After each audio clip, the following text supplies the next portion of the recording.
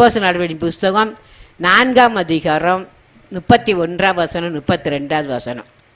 அவர்கள் ஜெபம் பண்ணின போது, அவர் ஜெபம் பண்ணின போது, நல்லா கவனிங்க, அவங்க ஜெபம் பண்ணின போது அவர்கள் கூடியிருந்த இடம் அசைந்தது. அவங்க அவங்க அவங்க அவங்க என்ன செய்ய ஜெபம் பண்ணும்போது அந்த கூடி இருந்த இடம் என்ன செஞ்சதான் அசைந்தது. அந்த அளவுக்கு தேவ பிரசனம், அந்த அளவுக்கு தேவையோட மகிமை இறங்கி வந்துச்சு.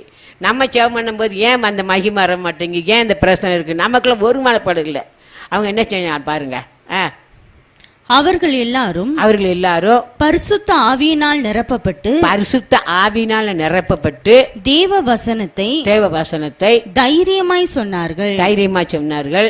விசுவாசிகளாகிய திரளான கூட்டத்தார், ஒருத்தர் ரெண்டு பேர்ல விசுவாசிகளாகிய திரளான கூட்டத்தார் ஒரே இருதயமும். அவங்க எப்படி இருந்தாங்க, அவங்களுக்கு என்ன இருந்தது பாருங்க, ஒரே இருதயமும் ஒரே மனமும் இருந்தார்கள். அதனாலதான் அவங்க கூடின இடம் என்ன இருந்துச்சு, அசைந்தது. ஒரே இருதயம் ஒரே மனது. நம்ம ஒருத்தர் பார்த்தா பேச மாட்டோம், நம்ம அப்படியே இருப்போம். இந்த மனசை நம்ம கட்டாயம் மாத்தினா தான் பரலோகத்துக்கு போக முடியும். நம்ம எண்ணங்கள் சிந்தனைகளை மாற்றி ஆண்டவரே இந்த அன்பின் ஆவி ஊற்றுமன்றவரையும் கேட்கணும். ஒரே இருதயம் ஒரே மன்னவர்கள். ஆச்சு. ஒருவனாகிலும் தனக்குள்ளவைகளில் ஒன்றையும் தன்னுடையதென்று சொல்லவில்லை. போதும். அப்ப அவங்க என்ன செஞ்சாங்க, ஒருமனப்பட்டு ஒரே இருதயமுள்ளவராக இருந்தாங்க. அதனால அவங்க கூடிய இடம் என்னாச்சு,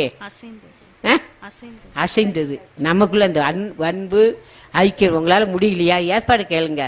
ஆண்டவரே அன்பின் ஆவி என் உள்ளத்தில் ஊற்றும். ரோமர் 5:5. அந்த அன்பின் ஆவி இல்லாட்டா நம்மளால் மற்றவங்களை நேசிக்க முடியாது, மற்றவங்களை ஒற்றுமை இருக்க முடியாது, மற்றவங்களோட ஐக்கியமா இருக்க முடியாது. வாசிங்க 5:5. மேலும் நமக்கு அருளப்பட்ட பரிசுத்த ஆவியினாலே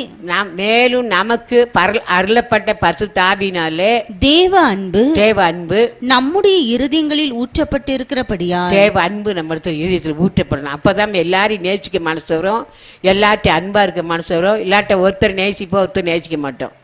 தேவ அன்பின் ஆவி நமக்குள்ள வந்துட்டாருன்னா நம்ம எல்லாரையும் நேசிக்க முடியும், சகோதர சிநேகத்தில் நிலைச்சிருக்க முடியும்.